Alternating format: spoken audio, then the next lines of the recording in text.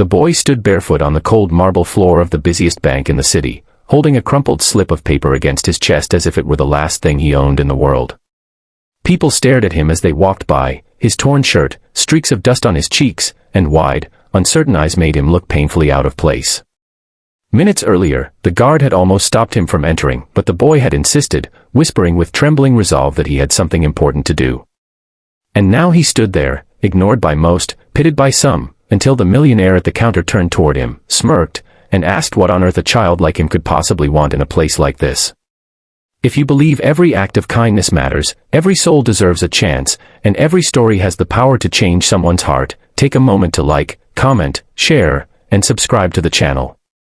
Your support helps us bring more stories like this to the world. The boy's name was Ian, an 8-year-old who had learned more about hardship than most adults ever would. He lived with his mother in a single-room shelter built from metal sheets and patched-up tarpaulin. She worked long hours washing laundry for people who barely looked her in the eye, and every night she returned home exhausted, apologizing for not being able to give her son the life he deserved. Ian would always smile, always reassure her that one day things would be different, that one day he would help her rest. She would pat his hair, whisper how proud she was, and hope silently that her sick heart would hold on long enough to see that day. But over the past month, her health had worsened. The fainting spells became more frequent. The medicines the doctor had prescribed cost more than she could ever save. And the small stash she kept hidden inside a cracked metal box was nearly empty. Ian knew all of this. He understood it without her saying a word. So for weeks he had collected coins, picking plastic bottles from trash piles, wiping car windshields at traffic lights, and running small errands for shopkeepers who paid in whatever loose change they had. It wasn't much. But it was all he had.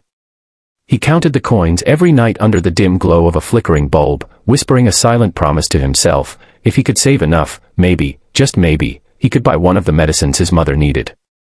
So that morning, when she collapsed outside their door, he knew he couldn't wait any longer.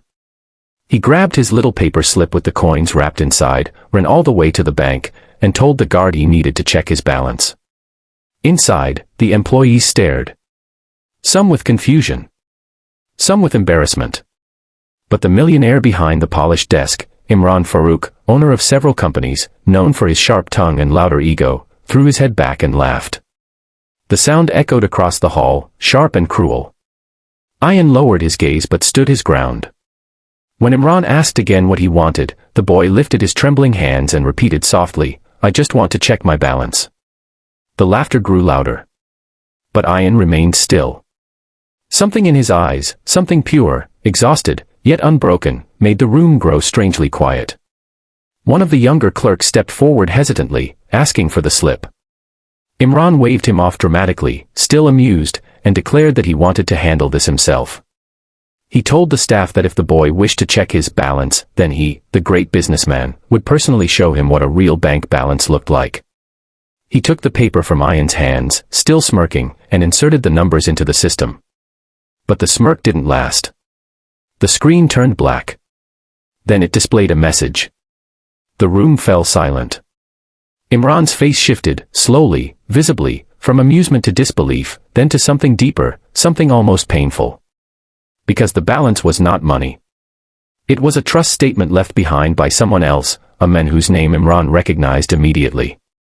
A man who had once helped him when he was young and broke, long before he became wealthy.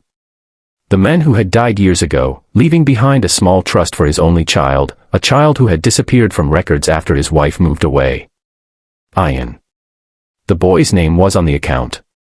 And the trust, untouched for years, had grown into something far bigger than anyone expected. Enough to change the child's life. Enough to save his mother. Enough to turn everything around. Imran stared at the screen, haunted by the memory of the very men who once saved him. A man he had never repaid. A man whose kindness had quietly lived on, through this innocent, dusty-cheeked child standing in front of him right now. The millionaire's laughter died completely. He rose slowly from his chair, almost humbled by the weight of fate. The employees watched, stunned, as the same man who moments ago mocked the boy now walked around the desk and knelt beside him. Ian looked confused, unsure whether he was in trouble or something else was happening. But Imran placed a hand on his small shoulder and told him, voice unsteady, eyes unexpectedly warm, that everything was going to change. That his balance was more than enough. That he would make sure the boy's mother received the best medical care, starting that very moment. And that he would personally take responsibility from here on. Ian stood frozen, still clutching the empty slip, tears gathering in his eyes, not from fear, but from a sudden, overwhelming sense of hope. Imran escorted him out of the bank, not as a spectacle, not as a charity case, but as if he were guiding someone precious, someone important. People watched quietly as the millionaire who once laughed now walked with a gentleness they never imagined he possessed. That day became a turning point, not just for Ian, but for Imran as well. He realized that wealth meant nothing if it wasn't used to honor the people who once lifted you from the ground. And Ian learned that sometimes life brings miracles in the most unexpected ways, not through luck, but through the kindness planted long before you were even old enough to understand it.